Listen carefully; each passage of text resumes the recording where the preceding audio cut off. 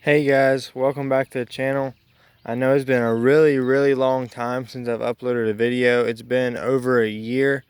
I think my last upload was in the fall of 2018.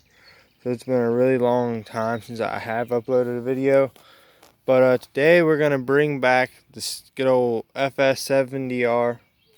It's the initial review of this machine was, and still is, I believe, my biggest video on the channel, other than I think the little cheap Murray Walmart weed eater review. But I was looking earlier, I uploaded the initial review on this product July 17th of 2017. So this has been this is its third year. Might as well call it 3 years, because it is May 27th today, and I got it in the end of June and made a review of it in July of 2017. And man, let me tell you, this thing has been a beast. I actually just finished out the stock trimmer cap and head from 3 years. That thing just stood up and just never quit. And it's pretty worn out, but I finally got a new one on there. I got the Echo, or the Oregon speed feed head, the Oregon. The speed feed 450 off of Amazon. I got a universal kit, slipped out an adapter, and put a bushing in there and put the head on. It was pretty easy. But honestly, and I'm happy to say this weed eater has gave me 0 issues in 3 years. I mean, it had a couple minor things that we'll talk about here in a second.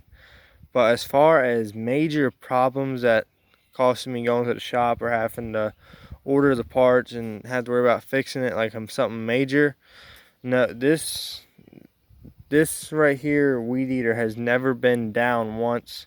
It's always started for me. It's never not started or had a trouble stay running. I mean, it's had a few little small issues, like I said, but it's been overall one of the toughest machines I had. And when I first got it, honestly, I loved it when I first had it, because it was the first brand new weed eater I had ever bought. So I was excited about that. But as I got to using it, I was like, man, I don't think this thing is really quite as powerful as I want it to be. Because when I was first doing it, I first got started out, I was doing jobs that this weed eater wasn't made for. I mean, talking weed eating 4 or 5 foot tall grass that's just thick.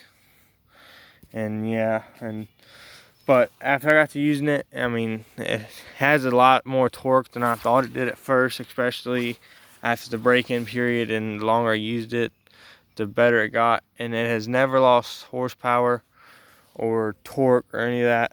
I know a buddy, he runs the Red Maxes. He has the BCZ 260 TS Red Maxes, and when he first got them things cut like champs. But I realized around the second year they did start to kind of lose power. He still does have them to this day, still runs them every single day.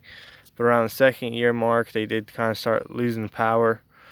But I think they're not really getting any worse now. But second year they kind of dropped off, and then they kind of stayed the same. Just regular wear and tear on them, I reckon.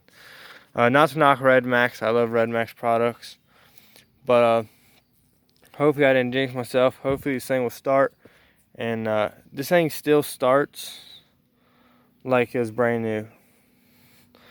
But actually, before we started, I forgot to tell you the minor issues we had.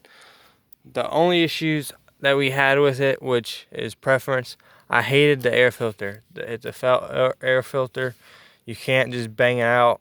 So every time it gets clogged or whatever, you have to replace it. I mean, you can knock like thick stuff on the outside off of it, but as far as actually being able to clean the filter itself, you can't do it. You got to replace it every time, and it is a small filter, so I have noticed it does get clogged kind of quickly. And right here, this spark arrestor screen It clogged up on me the first year. I took it, cleaned it, put it back in, and went around to the last year, and it clogged up again. So I just took it out, so we're running without the spark arrestor. But that does not seem to affect it. And one problem we've had, I've noticed when checking the spark plug and changing the spark plugs in it, the boot does tend to slide off the end of the wire. It's not crimped on the end of the wire, it just slid down on there, which I think is kind of cheap for a $300 weed eater. They could have definitely just put a little quick crimp or whatever, bonded the two together somehow, but instead it just slips right on and off. And other than that, it's had no problems. I mean, it's just been a great machine ever since the beginning.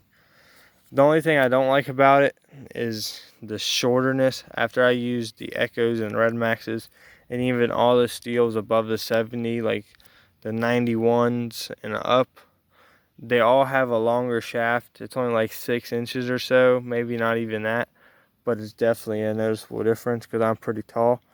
But anyways, let's get this thing started so y'all can hear it run after being used for 3 years.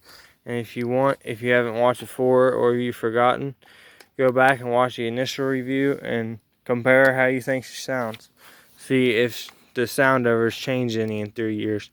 Personally, I think it has a little bit. I mean, I did modify the exhaust by taking out the spark arrestor screen.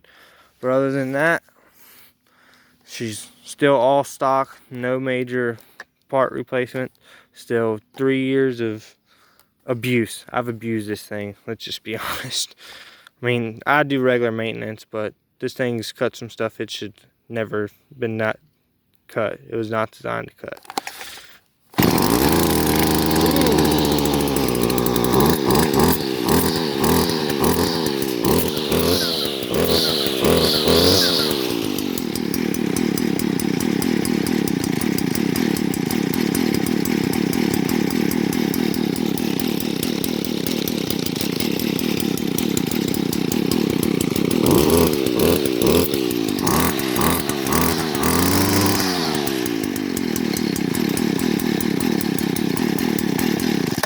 And guys, just so y'all know, that was a completely cold start, and I never even primed it. I just set the choke and pulled the string. If y'all ask me, that's pretty great.